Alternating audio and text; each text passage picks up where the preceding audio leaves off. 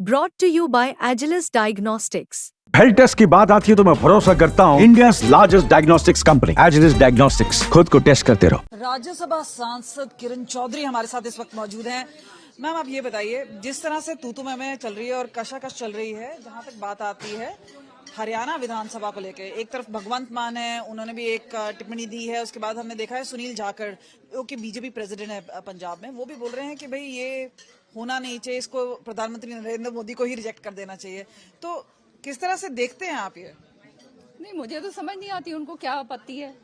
ये कोई चंडीगढ़ किसी एक की बापोती तो है नहीं। ये चंडीगढ़ जो है ये यूनियन टेरिटरी है और शुरू से जो है हमारा 60-40 का रेशो जो है था, पर हमारे को तो जो है वो 40 का भी रेशो पूरा जो है आई बिलीव नहीं मिला हुआ, जो मुझे पता चला है।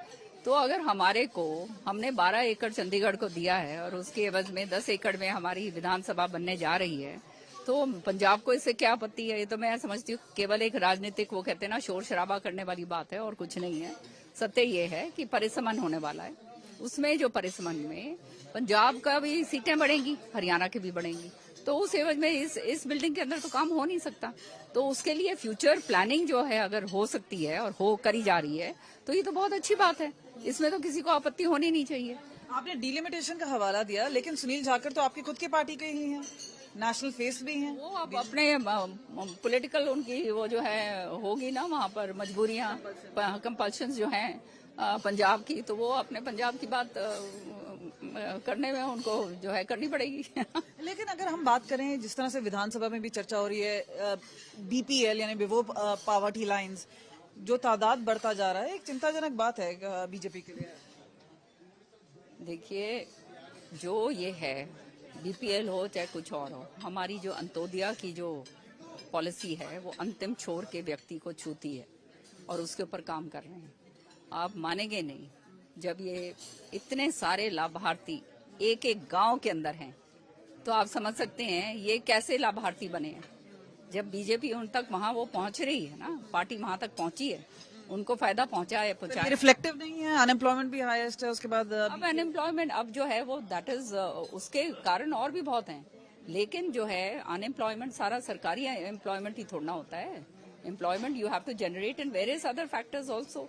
अब जो है सब ये सोचे सरकारी एम्प्लॉयमेंट होगा, वो तो कोई भी नहीं पूरा कर सकता। कहीं भी आप जाइए, कोई अगर कहता है तो वो झूठी बात कर रहा है। लेकिन उसके बावजूद जो है हमारा गांव के अंदर जो गरीब बच्चा है, बिना खर्ची और बिना पर्ची के, कहीं किसी गांव में 15, कहीं 30, कहीं 20, इस तरह से बच्चे लगे हैं, ये कोई झुठला नहीं सकता, और बगैर कोई सिफारिश के। तो ये बहुत बड़ी बात है। अभी जहाँ पे बात आ रही है लीडर ऑफ, एक मिनट, 24,000 जो है नौकरियां अभी माननीय मुख्यमंत्री जी ने दी हैं। फिर जो है HKRN को जो है जॉब सिक्योरिटी दी गई है।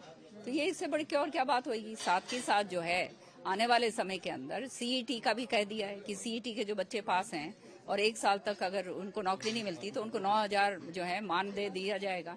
तो ये सरकार जो है अपनी तरफ से पूरा काम कर रही है। कांग्रेस एज ऑपोजिशन, दो बातें हैं, एक तो ईवीएम को लेकर है और दूसरी जो लीडर ऑफ ऑपोजिशन को लेकर है। किस तरह से देखते हैं, क्योंकि अब ये दूसरा सेशन है लीडर ऑफ ऑपोजिशन की? ये EVM और लीडर ऑफ ऑपोजिशन दोनों इंटरलिंक्ड हैं, क्योंकि लीडर ऑफ ऑपोजिशन वही बनना चाहते हैं जिनके जो है नेतृत्व के अंदर तीसरी बार जो है हार का मुंह कांग्रेस पार्टी को देखना पड़ा है। अब वो हिलना नहीं चाहते हैं वहां से, किसी नए को आने नहीं देना चाहते, तो EVM के ऊपर तो ठीकरा फोड़ेंगे ही। तो ये तो खाली बहाने हैं। अच्छा होता ये बहानों को दूर करके अपना आपस के अंदर समझौता करके किसी आदमी को रखते कि जो प्रजातंत्र के अंदर जो नेता प्रतिपक्ष होना बहुत जरूरी होता है सेशन के अंदर। इसीलिए तो हमारे को वो कहते हैं ना, जनता ने चुना है कि अपनी आवाज उठा सकें। अब नेता प्रतिपक्ष के बिना जो है वो भेड़ बकरियों की तरह कोई इधर बोल रहा है, कोई उधर बोल रहा है, कोई कुछ और बोल रहा है, इस तरह की बातें चलती हैं। क्योंकि आपने एक फिल्म पहना है और बहुत ही खूबसूरत है। आप ये बताइए, एक और जो चीज है जो कि सर्दियों के समय में है, और वो है खासतौर पे स्मॉग की और पराली जिस तरह से जलाई जा रही है, कितना बड़ा कंसर्न है? क्योंकि आप राज्यसभा में भी और सांसद में भी रिप्रेजेंट करते हैं ये। अब हमने हाल फिलहाल में सुना भगवंत मान जिस तरह से कह रहे हैं कि दिल्ली हो या पाकिस्तान हो, सब पंजाब को ही ब्लेम कर रहे हैं।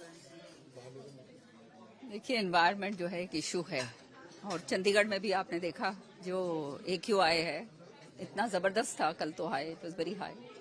सो ये जो है आने वाले समय के लिए नहीं, या हमारी जनरेशन के लिए से ही जो है, आप समझ सकते हो, ये बहुत ही चिंताजनक बात है।